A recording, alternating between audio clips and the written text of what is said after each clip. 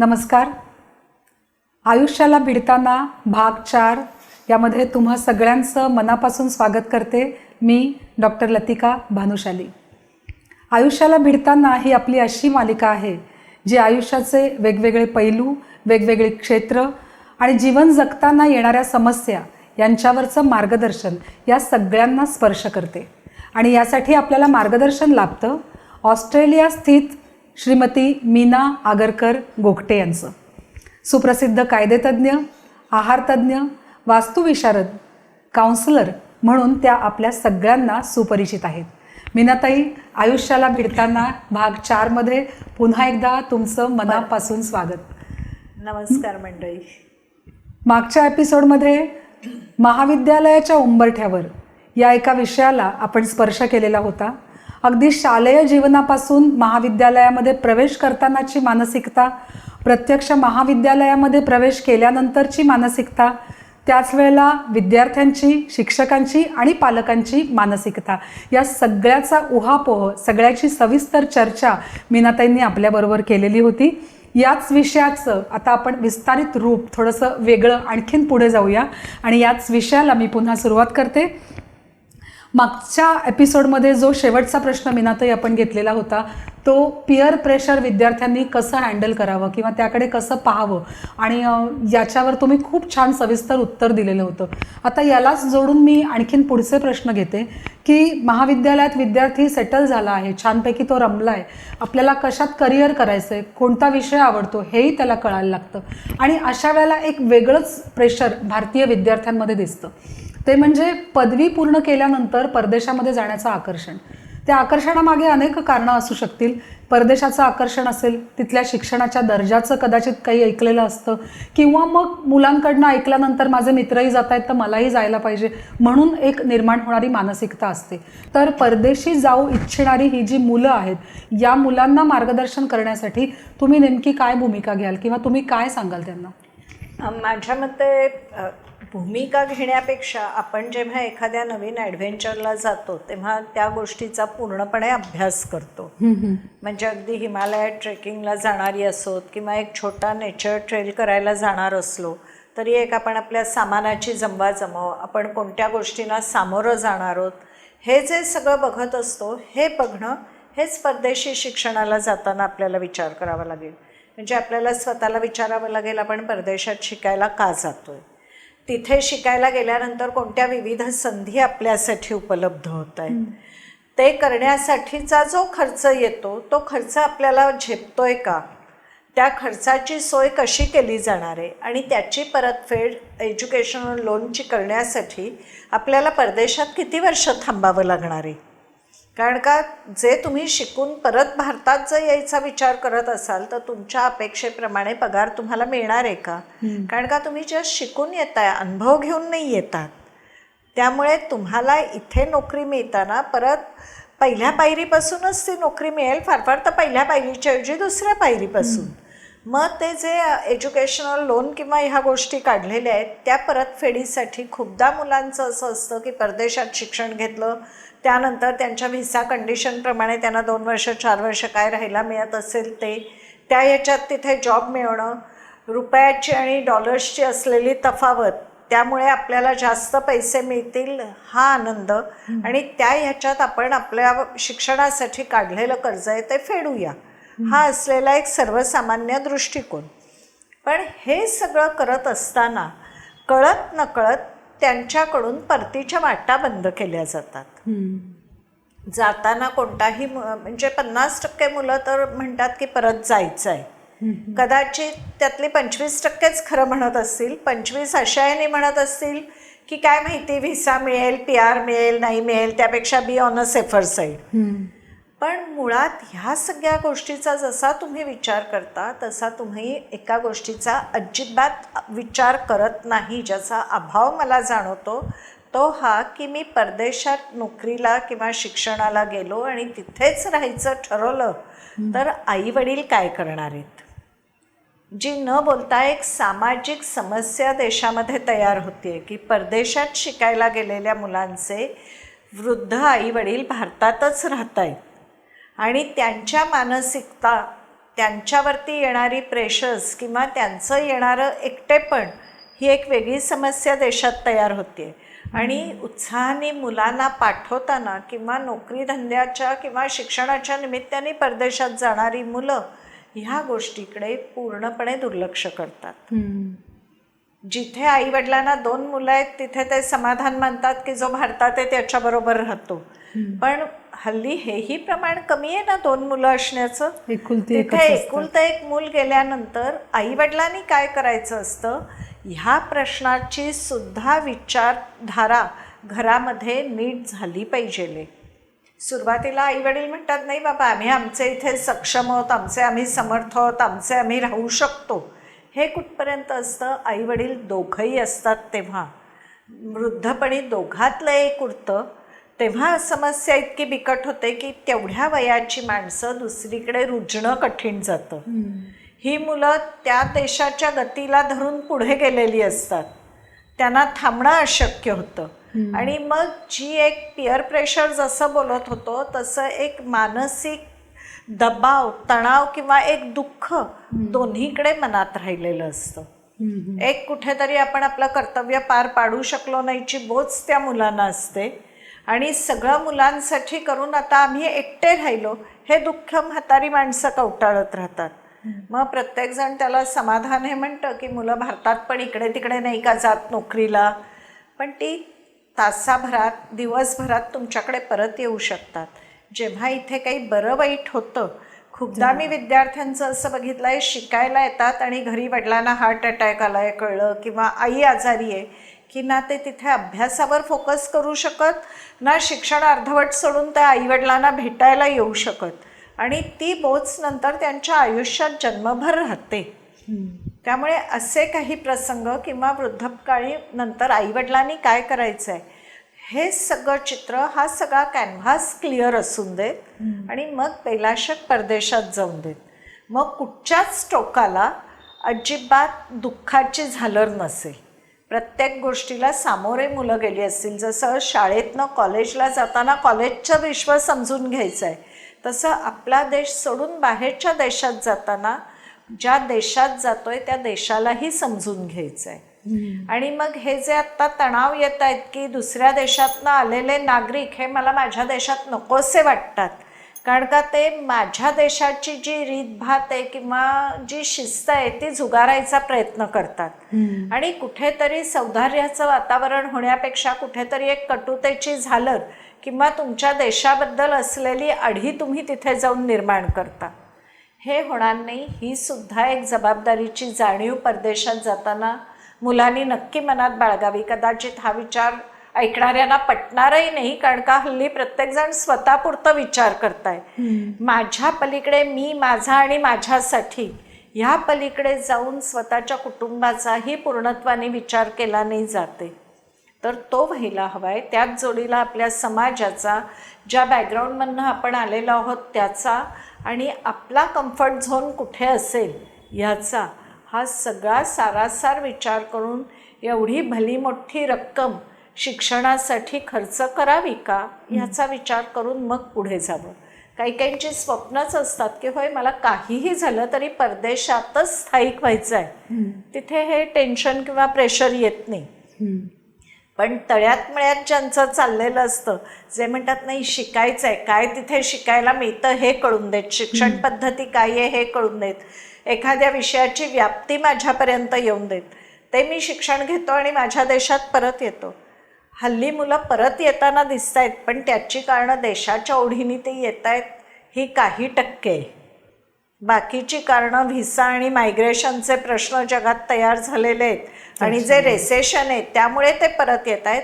आल्यावर ते तसं कारण सांगू शकत नाहीत आणि मग देशाबद्दल प्रेम किती वाटतं आहे, ओढ किती वाटते आहे, आईवडिलांची किती जबाबदारी मला घ्यावीशी वाटते, अशी सर्वसामान्य पटणारी कारणं घेऊन ते येत आहेत. आणि मग इथे आल्यानंतर तिकडे कसं छान होतं हे इतरांना ऐकवत राहत आहेत, जे इकडच्या मुलांना रुचत नाही आहे. आणि मग ह्या 2 प्रकारे शिकून आलेल्या मुलांमध्ये जी तेढ तयार होते किंवा गप्पा किंवा ह्याच्यातनं जी सर्कल्स तयार होतात, तिथे परत एक वेगळं प्रेशर समाजापुढे येत आहे. अशा बऱ्याच केसेस येत राहतात की जे परत आलेले आहेत त्यांना इथे ॲडजस्ट करायला त्रास होतो, इथून तिथे गेल्यावर तिथे ॲडजस्ट व्हायला त्रास होतो. म्हणजे जवळजवळ वयाच्या 40पर्यंतची वर्ष ही ॲडजस्ट होण्यातच जातात. त्यानंतर तुम्ही रुजणार कधी, फुलणार कधी आणि बहरणार कधी. त्यामुळे हे सगळे निर्णय घेताना खूप खोलवर विचार करायला हवा. काही पालक माझ्याशी एक वेगळंही गमतीशीर बोलून गेले की त्यांच्या मुलांना परदेशात जायचं होतं, अजूनही इच्छा आहे, पण आईवडिलांनी असं सांगितलं आहे तिथे इतके कोटी खर्च करण्यापेक्षा तेवढे कोटी मी तुझ्या नावावर ठेवतो, तू त्याच्या व्याजात परदेशात फिरून ये ना. तिथे जाऊन अजून ओढाताण स्वतःची करून घेणं त्यापेक्षा त्या व्याजामध्ये तुला जे जग बघायचं आहे आणि एक्सप्लोअर करायचं आहे ते जगभर फिर, आनंद घे त्याचा, जाऊन बघ, पण परत आपल्याच देशात राहा. कारण का इथे आपण सगळे वेल एस्टॅब्लिश होत. लहानपणापासून तुम्ही ह्या संस्कारात, ह्या वातावरणात वाढला आहेत, हा तुमच्यासाठी खूप कम्फर्ट झोन असेल, असाही विचाराचा प्रवाह हल्ली पालक मांडतायत पुढे. सो बघूया काय काय करतायत मुलं. थोडक्यात परदेशाला जाऊ इच्छिणाऱ्या विद्यार्थ्यांना एकतर आपली पहिल्यांदा मानसिकता तयार करणं की आम्ही कशासाठी चाललो आहे, किती वर्षांसाठी चाललो आहे, स्थायिक व्हायला चाललो आहे का परत यायचं आहे, या सगळ्याचा निर्णय जाताना घेणं गरजेचं आहे असं आपल्याला ह्या चर्चेवरून आत्ता लक्षात आलं. मला असं म्हणायचं आहे की ज्यांनी निर्णय घेतला आहे की आम्हाला परदेशात शिकायला जायचं आहे, तर त्या विद्यार्थ्यांना कोणकोणत्या आव्हानांना सामोरं जावं लागतं? सगळ्यात मुख्य कल्चरल शॉक्स, की होणारे बदल वातावरणातले, समाज रचनेतले, कुटुंब व्यवस्थेतले, ह्या सगळ्या गोष्टींना त्यांना सामोरं जावं लागतं. आत्ता मी परत भारतात आल्यानंतर बघते की मुलांचं इकडचं वागणं हे काहीसं परदेशी मुलांसारखंच झालं आहे. त्यामुळे जे पूर्वी एक पिअर प्रेशर किंवा तिथे गेल्यावर कसं वागू ही भीड हल्ली मुलांना कमी आहे तो त्यांना एकलेपणा खूप जाणवतो. म्हणजे हे ॲडजस्ट करण्यापेक्षा त्यांना कळत नकळत लक्षात येतं की आईवडील आणि घराशी आपला बॉन्ड इतका छान झालेला होता, जरी कधी वाद होत असले तरी, की तिथे एकटेपणा ते खूप फेस करत आहेत. म्हणजे बाकी समाज रचनेत मिसळून जाणं, भाषा वगैरे हे सुरुवातीच्या काळात होणारे बदल होते. आत्ताच्या मुलांना भाषेची अडचण येत नाही, आजूबाजूला जे कल्चर आहे त्याच्याशी ते आरामात जुळवून घेऊ शकतात. त्यांना जुळवून घ्यायला त्रास पडतो आहे तो त्यांच्या एकलेपणाशी. खूप मुलं होमसिक होत आहेत आणि ते एकलकोंडे होत आहेत, मानसिक टेन्शनमध्ये जात आहेत आणि काउन्सिलर्सची त्यांना तिथे खूप मदत घ्यावी लागते युनिव्हर्सिटीकडनं. आणि काही काही दुर्दैवाने चुकीच्या गोष्टींकडे आहारी जात आहेत, ड्रग्स किंवा हे. परीक्षा मिस होत आहेत, त्यांच्या रूममध्ये 2-2 दिवस स्वतःला लॉक करून बसलेले असतात. त्यामुळे ज्या उद्देशाने ते गेले शिक्षण घेणं ते काहीसं बाजूला पडून वेगळ्याच समस्यांना त्यांना तोंड द्यावं लागतं. त्यामुळे आईवडिलांपासून किंवा घरापासून लांब राहण्याची मानसिकता तयार आहे का, आपली मनाची तयारी, आपण खरंच किती होमसिक होणार आहोत ह्याचाही थोडा विचार. आणि जर ते व्हायला नको असेल तर रेग्युलरली आईवडिलांशी बोलणं, घरच्यांशी कॉन्टॅक्टमध्ये राहणं. जी मुलं हा मार्ग अवलंबत आहेत ते त्याच्यावरती छानपैकी मात करत आहेत. पण त्या मुलांचं मी बघितलं की त्यांचा दिवसातनं एखादा फोन कॉल होतोच घरी, गप्पा मारल्या जातात, बोललं जातं. मग जसे जसे ते रुळत जातात तसा तो ओघ कमी होतो. म्हणजे 4-6 महिन्यानंतर दररोजचा होणारा फोन 1 दिवसाआड होतो, 4 दिवसांनी होतो. तिथे आईवडिलांनी रिलॅक्स राहावं की आपलं मूल हळूहळू त्या वातावरणात एकटेपणाला सामोरं जायला तयार झालं आहे. त्यामुळे त्या एकलेपणाची भीती असेल किंवा ते कसं जमेल तर जरूर फोन कॉन्टॅक्टमध्ये, व्हिडिओ आणि ह्या कितीतरी माध्यमं आहेत, खूप स्वस्त झालं आहे आता एकमेकांशी कॉन्टॅक्टमध्ये राहणं. तशी ती नाळ तुटून घेऊ नका की गोष्टी खूप सोप्या होतील. तेवढंच एक एकाकीपणा आणि चुकीच्या व्यसनांच्या आहारी जाणं हा आता धोका राहिला आहे. बाकी कल्चरल शिकणं, अभ्यासक्रम युनिव्हर्सिटीत जमवून घेणं, वेगवेगळ्या मित्रमैत्रिणींबरोबर ग्रुप तयार करणं, ह्या गोष्टी आपली मुलं खूप सहजपणे हाताळत आहेत. तो आता प्रॉब्लेम आहे असं मला फार मोठं वाटत नाही आहे. आत्ता मध्यंतरी अशी 2-1 उदाहरणं आली होती. एक तर अमेरिकेचं असेल, दुसरं तुमच्या ऑस्ट्रेलियाचं होतं. वंशवादाचा सुद्धा सामना विद्यार्थ्यांना करायला लागला होता. तर यात कितपत तथ्य आहे? वंशवादाचा मला अमेरिकेबद्दल नाही सांगता येणार, कारण का अमेरिकेत एवढे 12 पगड लोक आलेली आहेत, स्थायिक झालेली आहेत आणि काहीशी त्यांची गल्लीबोळं तयार झालेली आहेत. वंशवादाचा जास्त फटका म्हणजे मी जे तिऱ्हाईत म्हणून ऑब्झर्व केलं ते असं आहे की अपने गली में हर एक शेर. तसं तुम्ही चुकीच्या गल्लीमध्ये गेलात तर ह्या वंशवादाला तुम्हाला तोंड द्यावं लागतं.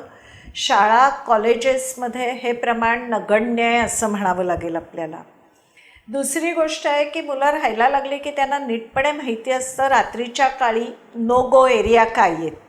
कारण का प्रत्येक हे सगळे समृद्ध देश ड्रग आणि ड्रगीजचे प्रॉब्लेम फेस करतायत आणि मग अशा वेळेला चुकीच्या ठिकाणी जाणं आणि मग लुटलं गेल्यानंतर त्याला पत्रकार किंवा मीडियाने दिलेलं वंशवादाचं स्वरूप तर ॲक्च्युअल तिथे वंशवादाचं म्हणून नसतं. म्हणजे मी अशा कोणत्याच माझा मुलगा 2008पासून तिथे आहे, पण अशा वंशवादाच्या म्हणून दंगली किंवा त्रास देणं मी अनुभवलं किंवा ऐकलं नाही आहे. पण चुकीच्या मार्गाने वागलं गेल्यामुळे 2 गटात होणाऱ्या मारामाऱ्या किंवा एखाद्या मुलाला मारलं जाणं त्याच्यामागची कारणं खूप वेगळी असतात. आपल्याकडच्या मुलांना एखाद्या गोष्टीकडे खूप रोखून बघायची सवय असते. म्हणजे कॅन्टीनमध्ये बसलं तरी परत परत त्यांची नजर त्या मुलीकडे किंवा मुलाकडे जात असते, काय वेगळं दिसतंय म्हणून. आणि ही गोष्ट परदेशी समाजात खूप कटाक्षाने पाळली जाते. Leave me alone. 10 वेळा कुणी आपल्याकडे बघताय ही गोष्ट त्यांना नाही आवडत आणि आपली मुलं ती गोष्ट रेझिस्ट करू नाही शकत की आपल्या टेबलवर आपण बसलोय, आपल्यासमोर कोणी असेल तर आपण त्याच्याशी बोलतोय, पण वळून वळून त्या टेबलवर काय चाललंय हे बघायची गरज नाही आहे. रादर ते करू नये, त्याच्यामुळे स्पार्क उडू शकतो. आणि मग दिसायला असं दिसतं की गोऱ्या मुलांनी देसी मुलांवरती हल्ला केला. देसी मुलांनी काही केलं का तर काही नाही, आम्ही आमच्या टेबलवर बसलेलो, पण तुम्ही रोखून रोखून त्यांच्याकडे परत परत बघत होतात. ही त्यांची सामाजिक कंडिशन नाही आहे.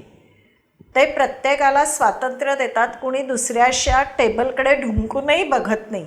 म्हणजे जरी एकत्र आपण बसलो असलो तरी प्रत्येक टेबल आपली प्रायव्हसी मेंटेन करतं आणि मग ती कुठेतरी तोडली जाते असं वाटलं तर काही काही वेळेला असं अग्रेशन येऊ शकतं. त्यामुळे पाळायचे नॉर्म्स, तो समाज कसा चाललाय हे समजून घेणं खूप आवश्यक असतं. मग बाकीच्या गोष्टी सोप्या आहेत. त्यामुळे अमेरिकेबद्दल परत मी नाही बोलणार, कारण का ते खूप वेगळं मिश्रण आहे. काहीसं आपण भारताशी तुलना करू शकतो. जातीवाद, प्रांतवाद, धार्मिकवाद हे जसे आपल्याकडे कोणत्याही ह्याला स्पार्क उडाल्यासारखे उडू शकतात, तशीच काहीशी स्थिती अमेरिकेची आहे. त्यामुळे मी खूप काही शिक्का लावायला नाही जाणार की तो वंशवाद आहे म्हणून. पण ह्या काही गोष्टी पाळणं खूप गरजेचं आहे तिथे वावरताना. उदाहरणार्थ मुलं बीचवर जातात तेव्हा तर त्यांना असं वाटतं की काय करून काय नको. स्वतःच्या मनाला, शरीराला आणि डोळ्यांना ताब्यात ठेवणं अगदी हे खूप आवश्यक असतं. थोडक्यात मला असं म्हणायचं आहे किंवा तुम्हालाही असं म्हणायचं आहे, when you are in Rome behave like a Romans. Exactly. आणि तसं न झाल्यामुळे कदाचित अशा प्रकारच्या घटना घडत असतील. दुसरा एक महत्त्वाचा प्रश्न याच्यामध्ये आहे की विद्यार्थ्यांना महाविद्यालय पदवी मिळाल्यानंतर बऱ्याच वेळेला वेध लागतातच की परदेशामध्ये जायचं आहे, पण त्याची आर्थिक तरतूद करणं हे फार कठीण आहे.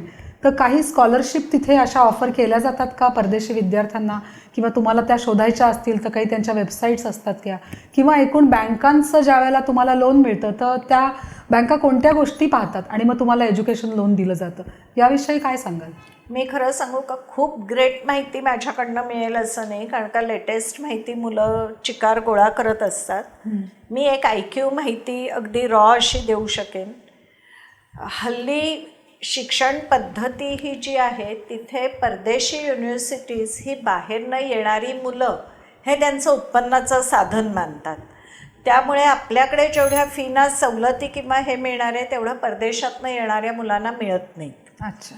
काही ठिकाणी स्कॉलरशिप्स मिळतात, त्या युनिव्हर्सिटीनी जरी दिल्या आहेत म्हणून मुलं सांगत असतील किंवा पालक बोलत असतील तर त्या ॲक्च्युअल युनिव्हर्सिटीने नसतात दिलेल्या. सायन्सच्या मुलांना जनरली एखादा प्रोजेक्ट, वेगवेगळ्या ज्या इन्व्हेस्टमेंट कंपन्या आहेत ते पैसे युनिव्हर्सिटीकडे इन्व्हेस्ट करतात की आम्हाला अमुक एक प्रकारचं रिसर्च हवा आहे. एखादी गोष्ट इंजिनिअरिंगची मुलं किंवा मेडिकल फील्डमधली मुलं हे रिसर्च हवेत आम्हाला आणि त्या रिसर्च करण्यासाठी ते पैसे इन्व्हेस्ट करतात आणि ते रिसर्च व्हावेत म्हणून त्या मुलांना स्कॉलरशिप्स दिल्या जातात संशोधनासाठी दिल्या ज्या ॲक्च्युली युनिव्हर्सिटीकडनं नसतात तर त्यांच्या स्पॉन्सररकडनं असतात.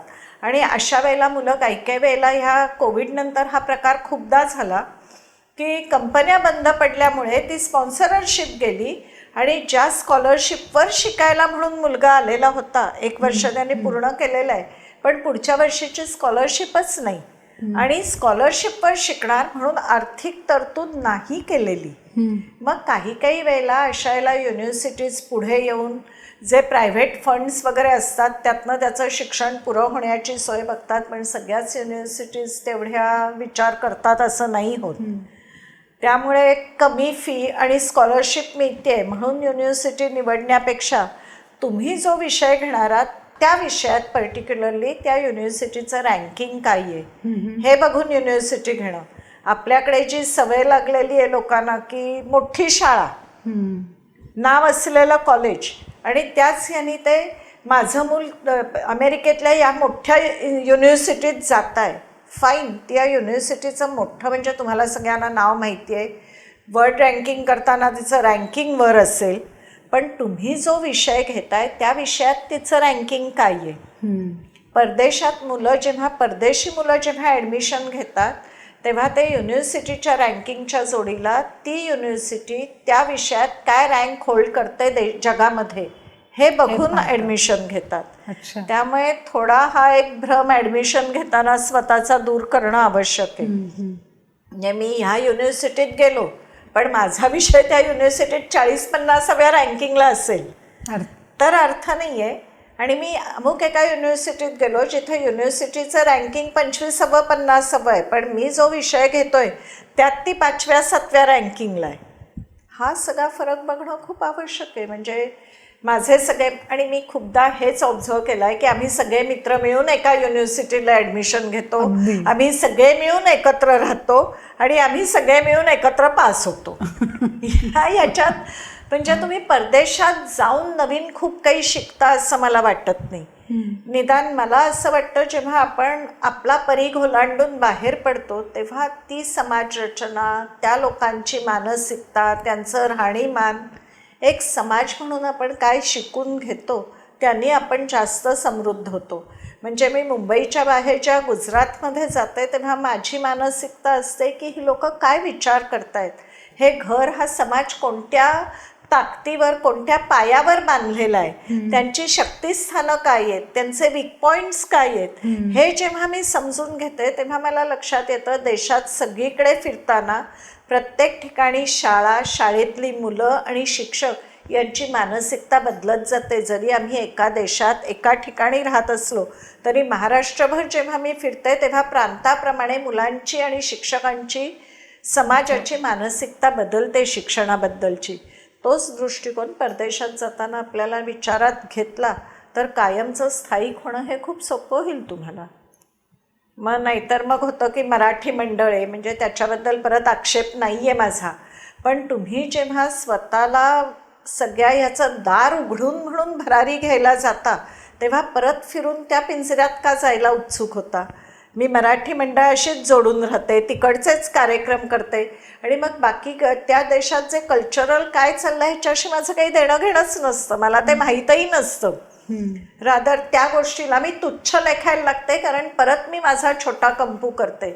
मला तरी वाटतं जेव्हा देशाचं सीमा ओलांडून तुम्ही परदेशात जाता तेव्हा तुमच्या विचाराची आणि मनाची दालनही तेवढीच मोठी उघडली तर एक व्यक्ती म्हणून तुम्ही जास्त छान घडाल. नक्कीच. म्हणजे कुठल्याही प्रांतामध्ये जाताना, देशात जाताना, परदेशात जाताना दुधामध्ये साखर विरघळावी तसं जर आपण विरघळून गेलो तर तिथे आपलं अस्तित्व जे आहे ते मला वाटतं एकरूप होऊन जायला मदत होऊ शकेल. यालाच जोडून असं म्हणता येणार नाही, पण एक वेगळ्या व्यापक विषयाकडे मी आपलं मत मला जाणून घेण्याची इच्छा आहे. सध्याची राजकीय परिस्थिती प्रचंड बदललेली आहे, अस्थिरता आहे. म्हणजे युक्रेन आणि रशियाच्या युद्धातनं आत्ताशी कुठे जग बाहेर पडतंय, तेवढ्यात इस्रायलमध्ये गाझापट्टीवरून हमास आणि इस्रायल यांचं युद्ध सुरू झालंय. या सगळ्या पार्श्वभूमीवर आपल्या विद्यार्थ्यांनी परदेशामध्ये जाताना पुढचा काय विचार करावा? म्हणजे याचं लोण आहे ते कुठेतरी अमेरिकेपर्यंत पण पोचणार आहे, कुठेतरी युरोपियन कंट्रीजपर्यंत पण पोचणार आहे. त्यावेळेला परदेशात जाणं किंवा तिथे शिक्षण घेणं हे भविष्यामध्ये याचं स्वरूप काय असेल? तुमचं काय मत आहे? परदेशात शिक्षण घेणं हा एक भाग झाला की कोविडच्या काळामध्ये असं मुलांना परतही यावं लागलेलं होतं, पण त्या युनिव्हर्सिटीने परत त्यांना पुढच्या संधी उपलब्ध करून दिल्या की 2 वर्ष जरी मुलं भारतात अडकलेली होती तरी they can continue their education. शिक्षण हा भाग तिथे काहीसा अर्थव्यवस्थेशी जोडलेला आहे, त्यामुळे त्यांची अर्थव्यवस्था मजबूत ठेवायला शिकत असणाऱ्या मुलांना मज्जाव होत नाही. पण जेव्हा तुम्ही त्या देशातच राहायचं ठरवता, आणि मला खूपदा वाईटही वाटतं, म्हणजे मधल्या काही काळात आपल्या नागरिकांना सोडवायला भारतातनं विमानं गेली, कोविडच्या काळात गेली, कधी युद्ध परिस्थितीमध्ये सुद्धा गेलेली आहे. आणि मग अशा वेळेला आपला देश आपल्या नागरिकांना तेवढ्या खुल्या मनाने वेलकम करत नाही. कुठेतरी एक मनात आकस असतो की तुम्ही सोडून गेलात ना, मग आता का परत येताय, आता तिथेच राहा आणि जे होतं ते भोगा. म्हणजे फक्त स्वतःच्या स्वार्थासाठी किंवा तुम्ही उन्नतीसाठी जाताय आणि काही प्रॉब्लेम आल्यावर परत आमच्याकडे येताय. त्यामुळे हा एक दुवा धरून ठेवणं मला खूप महत्त्वाचं वाटतं की जेव्हा तुम्ही परदेशात जाता, एक वेगळं दालन उघडं करता. आपल्याकडे खूप छोटं म्हणतात ना, आकाशात किती भरारी घ्या पण नंतर पाय जमिनीला टेकवा. तसं कुठेतरी आपल्या मातृभूमीचं ऋण विसरू नये किंवा तिला कमी लेखून तुम्ही सेटल झाल्यानंतर तुमच्या बोलण्या वागण्यातनं ते उल्लेख यायला लागले तर इथे लोकांची नाराजी तुमच्या विरुद्ध वाढायला लागते की तिथे जाऊन काय रुबाब सांगत होता आणि परत आला. अगदी. ही कुठेतरी असूया सुद्धा असते, मला जायला नाही मिळालं, हा गेला आणि आता कसा परत आला, त्याचा एक आनंद असतो. त्यामुळे हे तणाव सीमांमध्ये राहणार नाहीत याची काळजी दोन्हीकडनं घेतली जाईल तर हे कुठचा देश निवडू. जर तुम्ही तिथेच जाऊन राहायचं ठरवलं असेल तर मग त्या देशावरती जी वेळ येते ती सहन करा, पळून नका येऊ, तिथेच थांबा, त्यांचा एक भाग बना आणि स्वतःला त्यात इन्व्हॉल्व करून घ्या. मग परत यायचा विचार नका करू. जर तुम्ही तिकडचं नागरिकत्व घेतलं आहेत, गोष्टी सेटल केल्या आहेत, देन बी देअर. हा विचार करून निर्णय घेतलेला आहे तो राबवा तिथे. प्रत्येक ठिकाणी अडचणी असतात, भारतात राहणाऱ्यांनाही अडचणी येतात, परदेशात राहणाऱ्यांनाही येतात. अगदी. पण अशी दरवेळेला सोयीची पळवाट शोधत राहिलात तर मग म्हणतात तसं ना घरकाना घाटका होतं. त्यामुळे ही मनाचा विचार की आपण कोणत्या देशात जातोय, त्याचं जसं राजकीय हे किती स्थिर आहे, आर्थिकदृष्ट्या तो देश किती सबळ आहे, तो आपल्याला किती सामावून घेऊ शकतो, तिथे जॉब अपॉर्च्युनिटीज किती आहेत, आपण घेतलेल्या ह्याच्यावर किती सहज आपल्याला जॉब लागू शकतोय, लागायला जो मधला वेळ जाणार आहे त्यात आपण तिथे तग धरू शकतो का, ह्या सगळ्या गोष्टींचाही थोडा उहापोह होणं आवश्यक आहे. म्हणजे मी परदेशात गेलो की मला तिथेच नोकरी मिळणार आहे, मी तिथेच राहणार आहे, तिथेच माझ्या, तेवढ्या सोप्या नाही आहेत. तिकडे गेलेली मुलं बऱ्याच तणावाखालनं जातात. शिक्षण पुरं करणं, त्यांच्याच फील्डमधला जॉब शोधणं, मग PR मिळणं, मग सिटिझनशिप मिळणं. मी बघते खूप जण टेन्शनमध्येच असतात. ह्या सगळ्या गोष्टी एक एक झाल्या की हुश्य करेपर्यंत त्यांच्या वयाची 40शी सुद्धा येते ना की त्या देशात स्थिर व्हायला. मग मला वैयक्तिक परत मी म्हणेन, कारण का माझा विचाराचा पिंड वेगळा आहे, सगळ्यांचाच तसा असावा असं नाही मी म्हणते. पण मला वाटतं जिथे तुम्हाला पाया घालून घर बांधून मिळालं आहे, तुमच्या मनात 2 मजली इमला बांधायचा आहे, तर मग आहे तो पाया आणि त्या घराच्याच बाजूला किंवा त्याच घरात दुरुस्ती करून त्याचा 2 मजली इमला का नाही करत. तुम्हाला प्रत्येक वेळेला प्लॅटफॉर्म, प्रत्येक पिढी आपल्या देशातली एक पायरी वर चढलेली आहे. म्हणजे माझ्या आजी आजोबांचा काळ, माझ्या आईवडिलांचा काळ, माझा काळ, मला नाही वाटत आहे की माझ्या देशाने प्रगती नाही केली. प्रत्येक वेळेला प्रत्येक टप्प्याला माझा देश एक एक पाऊल पुढे टाकतोय. मग त्याच्यावरची पुढची वीट तुम्ही का नाही रचायचा प्रयत्न करत आहात. काही अपहार्य कारणं असतील किंवा मला त्यातही गैर वाटत नाही की तुम्हाला परदेशाची ओढ आहे, तुम्हाला ते शिक्षण आवडतं आहे, तुम्हाला ते राहणीमान आवडतं आहे, आनंदाने जा. पण जेव्हा जाल तेव्हा पथ्य पाळा की जी गोष्ट सोडलेली आहे ना त्याला नावं नका ठेवू. कारण का मी येणारी लोक बघते, आमच्याकडे असं असतं, आमच्याकडे तसं असतं. अरे पुरे ना, प्रत्येकाकडे काही ना काहीतरी आहे. Don't compare it. त्या कम्पॅरिझननी इथे असणारी माणसं दुखावली जातात आणि तिथे असणाऱ्या माणसांना तुम्ही आमचा देश कसा तुच्छ आहे हे सांगून त्यांच्या सुपिरियरिटीला प्रोत्साहन देता काहीसं. तर मला तरी वाटतं हे खूप मोठं पथ्य पाळावं की जो जिथे सुखी आहे तिथे राहतोय, दुसऱ्याला त्याच्यासाठी कमी लेखणं किंवा हा विषय नको आहे. त्यामुळे त्या देशातले जे अस्थिरता आहे ती ॲब्झॉर्ब करण्याची तयारी ठेवावी हे वाटतंय त्यात. नक्कीच आपण 2 भाग महाविद्यालयाच्या उंबरठ्यावर या विषयावर आपण चर्चा करत आहोत. मीनाताईंनी या संदर्भात आपल्याला खूप छान मार्गदर्शन केलं. मुख्य म्हणजे त्या स्वतः परदेशात राहत असल्यामुळे तिथले जे फॅक्ट्स आहेत, तिथलं जे वास्तव आहे त्यांना त्यांची जाणीव आहे. त्यामुळे जे काही ज्ञान आपल्याला त्यांनी दिलेलं आहे, जे काही त्यांचं निरीक्षण त्यांनी तिथे पाहिलेलं आहे, त्याचा लेखाजोखा एक स्वतःच्या अनुभवातून त्यांनी आपल्यासमोर मांडला. त्यानिमित्ताने निश्चितच विद्यार्थ्यांना खूप मोठं मार्गदर्शन मिळणार आहे.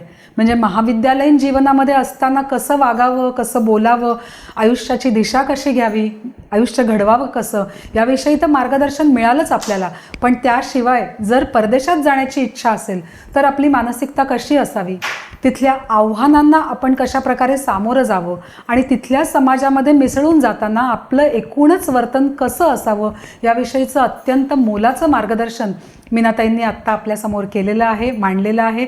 आणि मीनाताई, त्याबद्दल मी तुमचे मनापासून आभार मानते.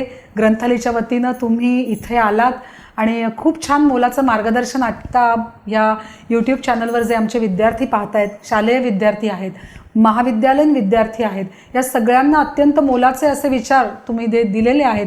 त्यामुळे नक्कीच त्यांना आयुष्यामध्ये पुढे जाण्यासाठी, भरारी घेण्यासाठी त्याचा उपयोग होईल.